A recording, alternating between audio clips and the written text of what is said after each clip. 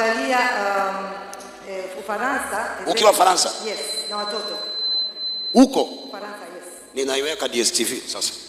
Okay.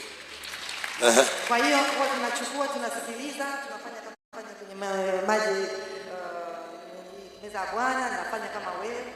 Mtoto wangu alikuwa anataka kazi Ufaransa sehemu nyingine. Nikachukua sacrifice nikakutuma kwenye simu. Oh, ukatuma sacrifice kwa simu? Yes, I did, yeah. Yes. Alikuwa anataka kazi ambayo alikuwa hana experience. Hana experience na anataka kazi. Nikamwambia jaribu, tutaomba Mungu awezeke do something. My son said, I don't believe it. Nikamwambia let's try. Tukafanya 2 days after akaitwa kufanya television. No, we say that interview in the phone.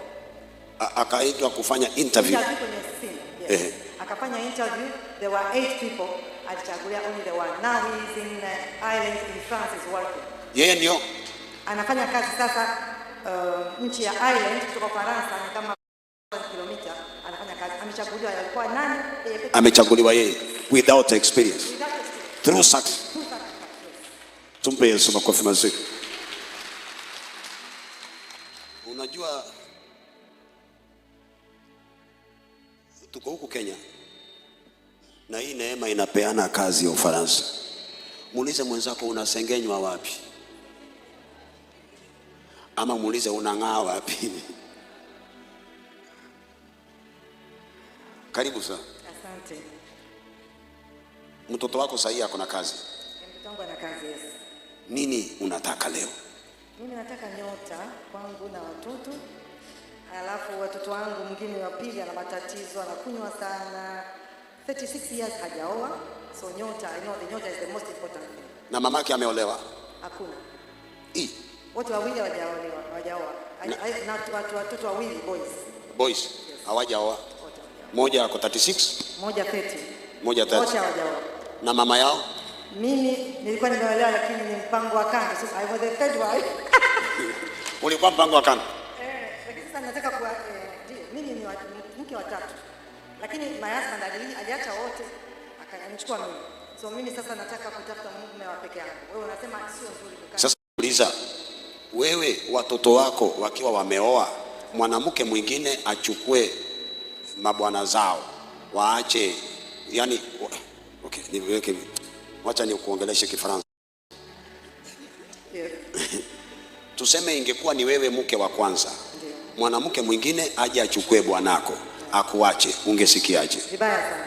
Kwa nini umefanyia mwingine kitendo ambacho wewe hupendi kutendewa?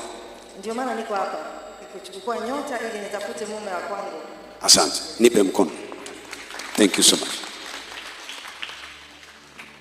Bwana Yesu asifiwe. Amen. Sababu unaweza kukula chakula ukasikia ni tamu, lakini ikikaa kwa tumbo kwa muda huenda hautamka. Sababu sasa kuna watoto wazuri wavulana, lakini kwa sababu hana nyota ya ndoa, wale hawataki kuoa na unataka waoe. Sababu wakati ulikula kile chakula kilikuwa kitamu kwako. Sasa kimefika wakati ambapo kila mbegu uliyopanda imeota, ni wakati wa mavuno. Na unauliza kwa nini wasioe? Na unajua ukiwasukuma zaidi watakuuliza inakuhusu nini? Wao wanasema sisi hatutaki kuoa. Haya. Na wewe unataka wajukuu. Yes, nataka wajukuu. Na unataka vijana wako walete wasichana nyumbani. Ndiyo. Na wewe umefukuza wake za watu. Mke mmoja lakini.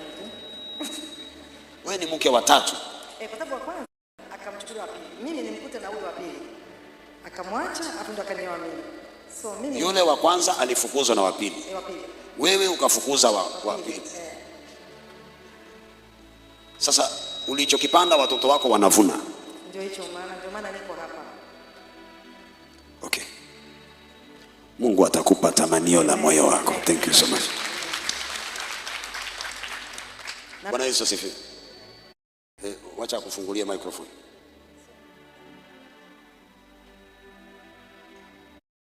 Sasa nataka mtu ambaye hajaoa. I don't like. Unataka mwanaume ambaye hajaoa. Na vijana wako pia waoe. Waoe kwa heshima. Wewe uolewe kwa heshima. Unajua Kenya ikikataa kubadilika, Ufaransa itabadilika tu. Mkikataa hii chakula, Faransa itakula tu. Nyinyi mtapike tu. Bwana Yesu asifiwe. Amen. Mami utafunguliwa leo. Asante. Leo hii. Amen. Kwa jina la Yesu Kristo. Niko na kesi na mtu. Mami wewe unajua uko hai na hauna uhai. Sorry? Hauna uhai, hauna afya.